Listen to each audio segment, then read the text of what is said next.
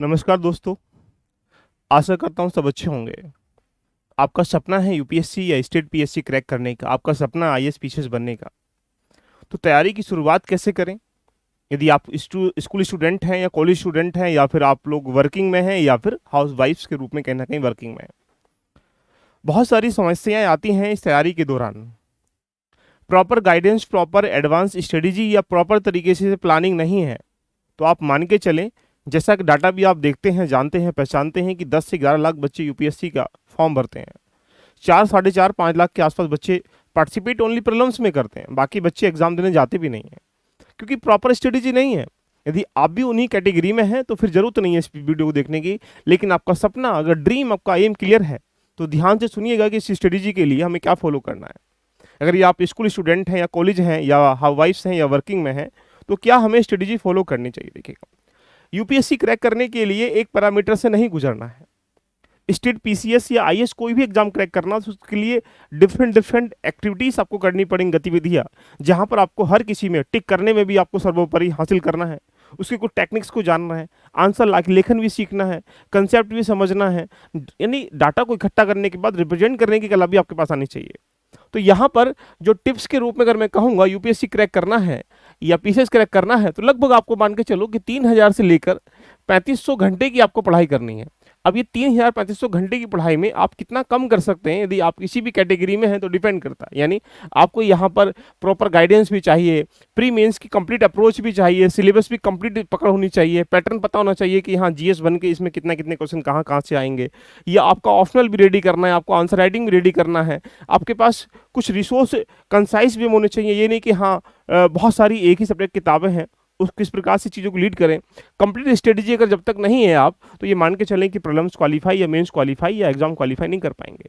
अगर आप किसी भी कैटेगरी में आते हैं, स्कूल कैटेगरी में, कॉलेज कैटेगरी में या किसी भी कैटेगरी में, तो ये वीडियो आपके लिए काफ़ी इंपॉर्टेंट है। यदि हम बात करेंगे यहाँ से स्कूल स्टूडेंट की, तो देखिए बहुत सारे बच्चे 9 से तैयारी करना स्टार्टिंग कर लेते हैं, 10 से करना स्टार्टिंग कर लेते हैं, 12 से करना स्टार्टिंग कर लेते हैं। डिपेंड करता है कि आपका विजन क्लियर है तो कोई इशू नहीं है। लेकिन मेरे हिसाब से अगर मैं कहूँगा तो अगर 7वीं 8वीं 9वीं क्लास में है तो आप एंजॉय करिएगा, लाइफ को जीना सीखिएगा। यूपीएससी ज्ञान का एग्जाम के साथ साथ आपकी पर्सनैलिटी का एग्जाम भी है। आप पर्सनैलिटी को इंप्रूव नहीं करोगे तो आप ज्ञान इकट्ठा करके क्या करोगे? क्योंकि यही इसलिए कहा जा सकता है कि 9th अगर 10th 11th 12th में है तो अपनी जर्नी को आप स्टार्टिंग कर सकते हैं। तो जर्नी को स्टार्टिंग कैसे कर सकते हैं, इसके कई सारे पैरामीटर होते हैं। अब पैरामीटर के लिए यहाँ पर आपको 3000 से लेकर 3,500-4,000 घंटे की पढ़ाई करनी है। तो आप प्रॉपर वे में सबसे पहले आप यहाँ पर देखा जाए तो न्यूज़पेपर को पढ़ना सीखिएगा, न्यूज़पेपर को एनालाइज करना सीखिएगा, कुछ एनालिटिकल पावर को स्ट्रॉन्ग करना सीखिएगा।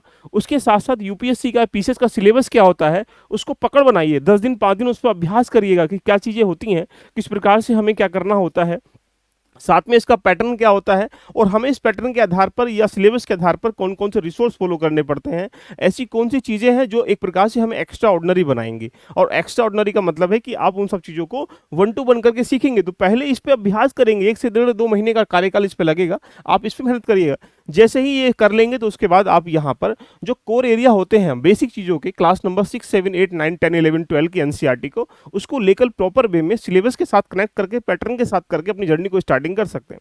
रही बात टाइमिंग की, तो आप अगर स्कूल स्टूडेंट है तो नॉर्मली बात है कि आप लगभग 3 से 4 घंटे या 2 से 3 घंटे आप डेली बेसिस पर देने का प्रयास करिएगा। आप उसको अर्ली मॉर्निंग या लेट नाइट के रूप में भी आप एक प्लान सेट करके, शेड्यूल सेट करके, वीकली सेट करके, मंथली सेट करके अपनी जर्नी को रेडी कर सकते हैं कि इसके बारे में सोचेंगे, समझेंगे। इसके लिए प्रॉपर वे में कहा जाए कि 8-10 घंटे की रिक्वायरमेंट पढ़ने की अभी नहीं है, अभी बेसिक चीज़ों को पढ़ने की रिक्वायरमेंट है। तो यानी आप इसको स्टार्टिंग करेंगे क्योंकि यहाँ से लगभग 20 से लेकर 30-40% के आसपास जो चीज़ें हैं यूपीएससी के, स्टेट पीएसएससी की रेडी हो जाती हैं।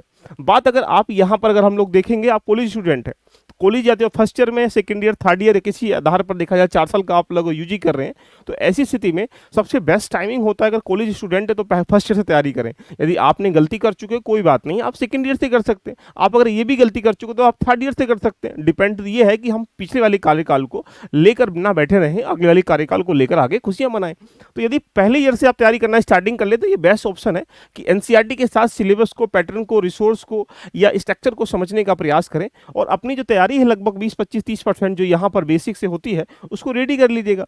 उसके बाद सेकेंड ईयर में जैसे आ जाएंगे तो एडवांस किताबें, एडवांस का मतलब आपको ऑप्शनल रेडी करना है, आपको यहाँ पर आंसर राइटिंग करनी है, आपको यहाँ पर ऐसे राइटिंग करनी है, आपको यहाँ लेखन शैली सीखना है। कुल मिला के कह सकते हैं कि एडवांस चीज़ें जो आपने बेसिक रेडी की थी उसके उसके ऊपर एडवांस लेवल पर लेके जाना है। इसीलिए थर्ड ईयर में जैसे आ जाएंगे तो जो आपने बेसिक रेडी किया, एडवांस रेडी किया, अब उसको क्या करेंगे, प्रैक्टिस करेंगे, रिवीजन करेंगे, बार बार क्या जो डाउट आ रहा है उसको सॉर्ट आउट करेंगे। इससे क्या हो जाएगा कि आपकी 3 साल की तैयारी संभवतः, अगर मैंने कहा था आपसे कि 3,000 से लेकर 3,500 घंटे की पढ़ाई अगर मांगता है, तो अगर एक दिन में आप 5 घंटे की पढ़ाई करते हैं तो आप मान के चलें कि अगर 300 दिन आपने पढ़ाई करी, या एक मान लेते हैं कि 365 में 365 दिन पढ़ाई तो होने से रही ना, तो आप 250 दिन मान लीजिएगा। अगर 250 दिन आपने पढ़ाई करी है एक 5 घंटे के हिसाब से, तो 1200 घंटे का एक साल का एवरेज निकल के आ रहा है। तो कुल मिला के वही 3 साल बैठ जाएगा। तो डिपेंड करता है कि अगर आपको एक साल में क्वालिफाई करना तो भाई 10-12 घंटे आपको देने पड़ेंगे, 8-9 घंटे 10 घंटे देने पड़ेंगे। और यदि ये ईयर आपका स्ट्रक्चर है तो आराम आराम से अपने व्यक्तित्व का विकास करिएगा और नॉलेज को इनरीच करते हुए अपनी चीज़ों को रिप्रेजेंट करने का तरीका सीखिएगा। तो ये सबसे बेस्ट स्ट्रक्चर है जो डेली बेसिस पर आपको यहाँ पर 4 से 5 घंटे अगर आप दे देंगे तो आप आराम से बहुत इजी फॉर्मेट में सिलेबस भी पूरा हो जाएगा, आप उसको मल्टीपल ट्राई रिवीजन भी कर पाएंगे और आराम से एग्जाम को क्रैक भी कर पाएंगे। तो ये कॉलेज वाले करें। कब पढ़ें, कैसे पढ़ें, डिपेंड करता है। आजकल कॉलेज मॉर्निंग शिफ्ट में चलते हैं, इवनिंग शिफ्ट में भी चलते हैं, तो डिपेंड करता है कि आप कम से कम, मैंने सिर्फ इतना बोल दिया कि 5 घंटे के आसपास देने हैं, तो कोशिश करिएगा कि लगभग उसको 3 स्लॉट में 2-2 घंटे करके, 1 घंटे करके आप उसको आराम से टाइमिंग दे सकते हैं। टाइमिंग लेकिन डिपेंड करता है कि आप किस प्रकार से कंटिन्यूसली पढ़ाई को आगे जारी रख पाते हैं। अगर रेगुलरली आप नहीं रख पाते, इसका मतलब कोई फायदा नहीं कि आपने एक हफ्ते में 10 घंटे पढ़ लिया और 3 दिन नहीं पढ़े हैं। तो यहाँ रूटीन मांगता है, रूटीन फॉलो करना है, आप किसी भी कॉलेज में पढ़ रहे हैं।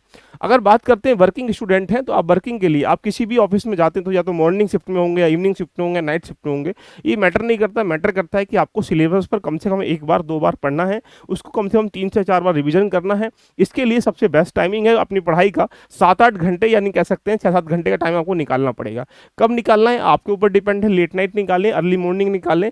आपको अपने जो ऐश आराम की जिंदगी का जो पल है उसको छोड़कर आप इस पे अगर दे देंगे तो यहाँ से क्या हो जाएगा, तरीका वही है कि जैसे अगर मान लो वर्किंग है तो आप कंप्लीट न्यूज़पेपर ना पढ़ें। इसके लिए आपके सामने यहाँ पर PD65 निकल के आ रहा है, तो न्यूज़पेपर का एनालाइज पढ़ने में आप 2 घंटे लगाएंगे, वो टाइम वेस्ट हो जाएगा। तो आप अगर एक्स्ट्रा ऑर्डिनरी डोज चाहते हैं तो इसके लिए आपके पास एक प्रॉपर गाइडेंस, प्रॉपर मेंटोर होना चाहिए, प्रॉपर रिसोर्स के साथ में जो स्ट्रेटजी है फॉलो होनी चाहिए। और ये आपके सामने चुनौती बन जाती है कि वर्किंग स्टूडेंट, मतलब वो अब UG कर चुके होंगे इसलिए जॉब कर रहे हैं, या PG कर चुके होंगे डिफरेंट एस्पेक्ट में, तो वहाँ पे सिर्फ आपको 5-7 घंटे का टाइमिंग सेट करना है और रेगुलरली कंटिन्यूसली काम करना है। और लास्ट जो स्ट्रक्चर बनता है वो आता है वर्किंग वाला। देखो, अगर आप हाउस वाइफ है या वर्किंग किसी चीज़ में है, मान के चलिएगा आपका जब सपना है, ड्रीम है, एम है कि हमें UPSC या स्टेट PSC क्रैक करना है, तो सोचिएगा UPSC PSC और स्टेट PSC को कोई मतलब नहीं है कि आप किस बैकग्राउंड से आते हैं। उसको सिर्फ इतना मतलब है कि सिलेबस में जो दिया गया उस पर आपने पकड़ है, आप लिख के आए हैं, लिख और देख के आए हैं, साथ में हम रिप्रेजेंट कर रहे हैं, सफलता प्राप्त हो जाएगी। इसीलिए आपको रेगुलरली टाइम पर अपने टाइमिंग को सेट करिएगा, पहला बात। दूसरी बात, आपको क्या नहीं पता है, सिलेबस के बारे में नहीं है, पैटर्न नहीं पता है, रिसोर्स नहीं पता है, NCERT आपने नहीं पढ़ी है, एडवांस नहीं पढ़ा है, आंसर राइटिंग नहीं आती है, ऐसे राइटिंग नहीं आती है, प्रॉपर वे में अपनी पर्सनैलिटी इंप्रूव नहीं कर पाए, इन सबको हाईलाइट करके मार्क करिएगा।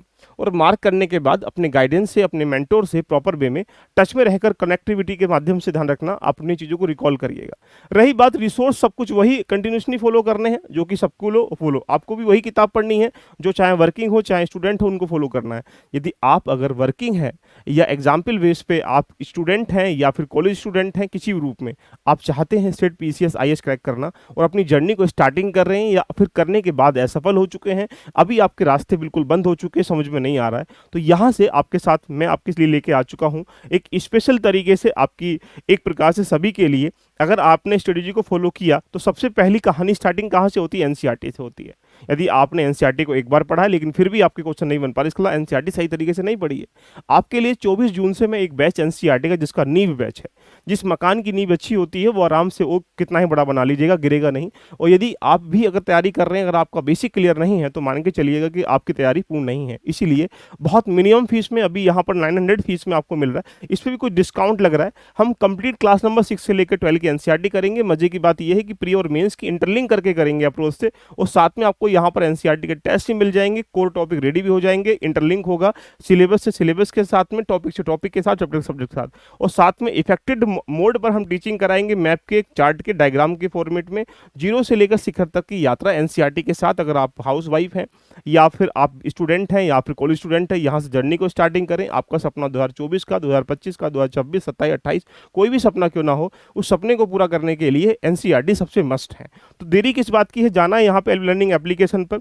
जैसे ही इस एप्लीकेशन पर जाएंगे तो आपके सामने ऐसा इंटरफेस आएगा। यहाँ पर आप कोर्स पे परचेस क्लिक करेंगे। कोर्स पे क्लिक करने के बाद ये रहा एनसीईआरटी बैच। आप इसके साथ जाकर अपनी जर्नी को रेडी स्टार्टिंग कर सकते हैं। उसके लिमिटेड सीट है, उसके बाद सीट होने के बाद इसकी फीस बढ़ जाएगी। यहीं से आप कोई और भी तैयारी करना चाहते हैं, फाउंडेशन के साथ जाना चाहते हैं, फाउंडेशन भी आपके सामने यहाँ अवेलेबल है। तो दोस्तों ये एक चर्चा थी, कैसी लगी एक बार कमेंट करके मुझे बताइएगा। और यदि किसी आपको कोई दुविधा है, कोई समस्या है कोई आपके सामने, तो दिए गए नंबर पर आप मैसेज कॉल भी कर सकते हैं। All the best.